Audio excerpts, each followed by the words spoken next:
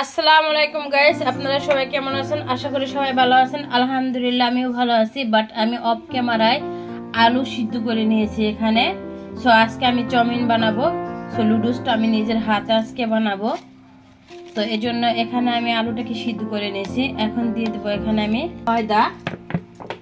চাইলে আপনারা শুধু কর্নফ্লাওয়ার দিয়ে করতে পারেন, বাট আমি একটু ময়দা মিশাবো, কর্নফ্লাওয়ারও দিব সাথে। তো দিয়ে দিব লবণ। লবণটা আপনাদের স্বাদ মতো দিবেন। আমি যখন আলু সিদ্ধ করছি তখন কিন্তু লবণ দিয়েছিলাম, বাট এই জন্য লবণটা আমি একটু কম দিলাম। দিব আমি একটু বেকিং পাউডার।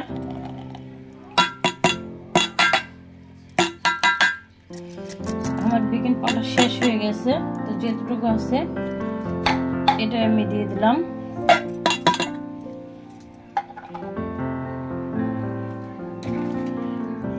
তো দিয়ে দেবো কর্নফ্লাওয়ার। কর্নফ্লাওয়ার চাইলে আপনারা প্যাকেটেরটা ইউজ করতে পারেন, অথবা কেজি দরে যেটা বিক্রি করে এটাও কিনে আনতে পারেন। তো এখন আমি এটাকে ভালো করে একটা ডো তৈরি করে নেব। তো গাইস এখানে আমি দিয়ে দেবো একটু সয়াবিন তেল।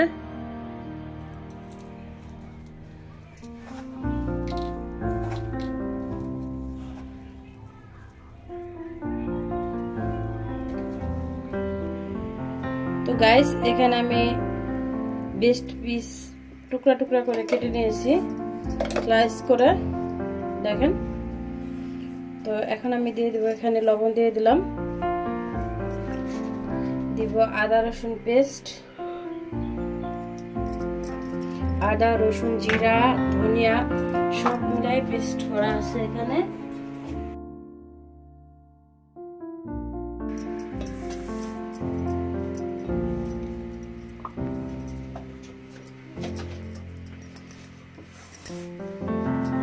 তো এটা আমি একটু ভালো করে মিশিয়ে নেব এভাবে।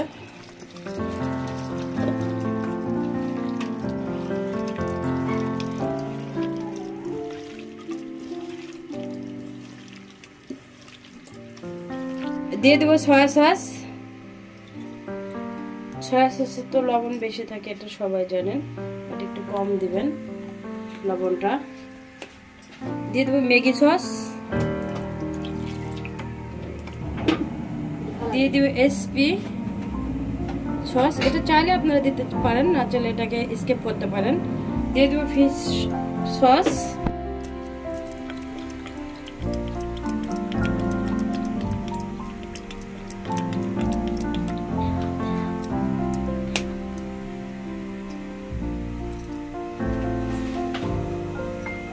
চিলি সস 1 চামচের মতো,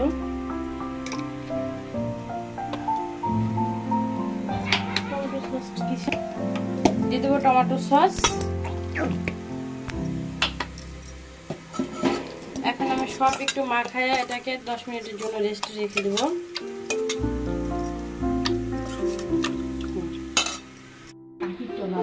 তো গাইস আমি এখানে দেখেন যে ডোটা তৈরি করছিলাম কর্নফ্লাওয়ার ময়দা আর আলু চটকে, সেটা দিয়ে এখন আমি কিভাবে চাউমিন তৈরি করতেছি। চাউমিন তো আমরা সবাই বানাই, বাট হাতে কিনে সবাই খাই, মানে কিনে খাই, বাট হাতে তৈরি করে কেউ তার খায় না।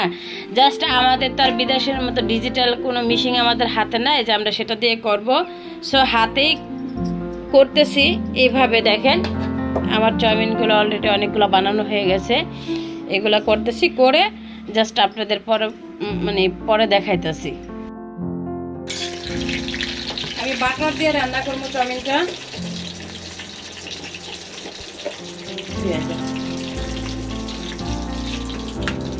চাউমিনটা আপনারা যখনই রান্না করবেন বাটার দিয়ে রান্না করার চেষ্টা করবেন। বাটার দিয়ে রান্না করলে চাউমিনের ফ্লেভারটা একদম জাস্ট আপনি রেস্টুরেন্টের মতো পাবেন।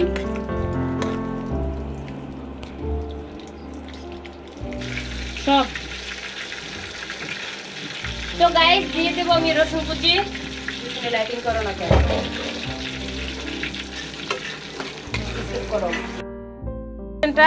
যে চিকেনটা মেরিনেট করে রাখছিলাম এটা দিয়ে দিলাম।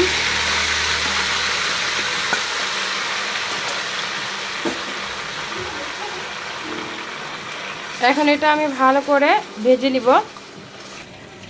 তো গাইস আমি একটা প্যান নিয়ে নিছি, প্যানের ভিতরে ঘি দিয়ে দিলাম। আমি ডিম ভাজবো এখানে ঘি দিয়ে, বাট এটা অপশনাল, আপনারা চাইলে করতে পারেন, না চাইলে এটাকে ইগনোর করবেন।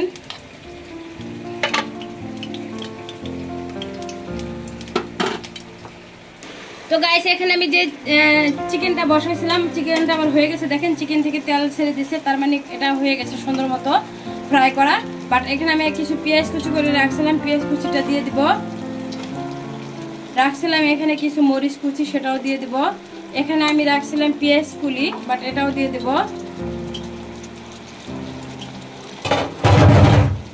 দিয়ে এবার আমি একটু এটাকে ভালো করে নাড়া দিব। তো গাইস আমি ডিমটা ভেঙে নিচ্ছি, দিয়ে দিচ্ছি আমি 4টে ডিম দিব টোটালি।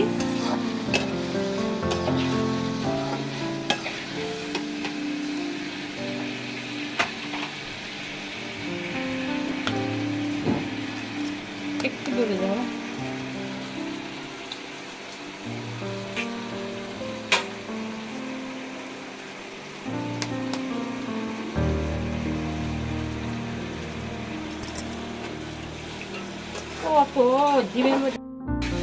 তো গাইস এখানে আমি 2 পদের ক্যাপসিকাম কেটে রাখছিলাম, একটা লাল একটা হলুদ। আপনারা চাইলে এখানে 3 পদেরও দিতে পারেন, আবার একটাও দিতে পারেন।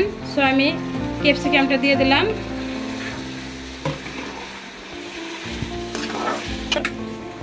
এখন আমি ডিমটা ভেজে নিব।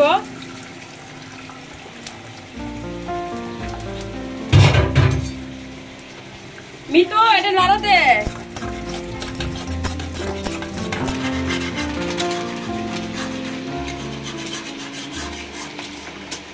তো গাইস আমি যে চিকেনটা চাউমিনটা বানাইছিলাম আর সিদ্ধ করে রাখছিলাম, এই চাউমিনটা এখন দিয়ে দিলাম। দেখেন আমার চাউমিনটা কত সুন্দর হয়েছে।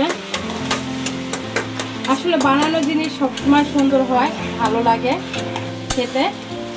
এখন যেটা দিব আমি সেটা হলো চিকেন পাউডার। চাইলে দিবেন, চাউমিন পাকেল অবশ্যই দিবেন, এটা দেওয়ার চেষ্টা করবেন, এটা দিলে ভালো লাগে খেতে চিকেন পাউডারটা।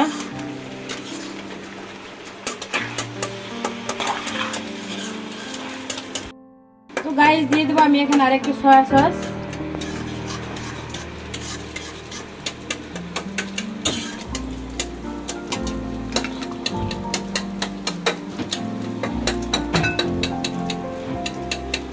দিয়ে দেবো একটু টেস্টি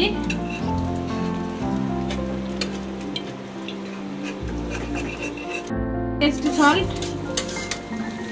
টেস্টি সল্টটা অবশ্যই দিবেন, টেস্টি সল্ট না দিলে কিন্তু আপনি কখনোই চাউমিনের পরিচিত রেস্টুরেন্ট স্বাদটা পাবেন না।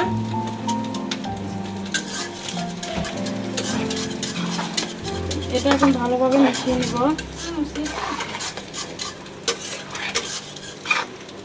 দিয়ে দিব এখানে আমি ম্যাগি সস।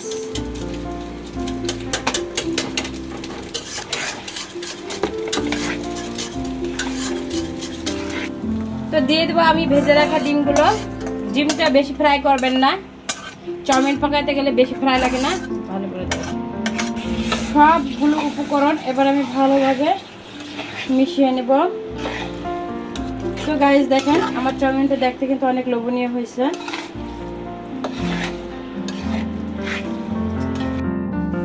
তো গাইস বানিয়ে নিলাম আমার চাউমিনটা, নিজের হাতে চাউমিনটা বানিয়ে নিলাম।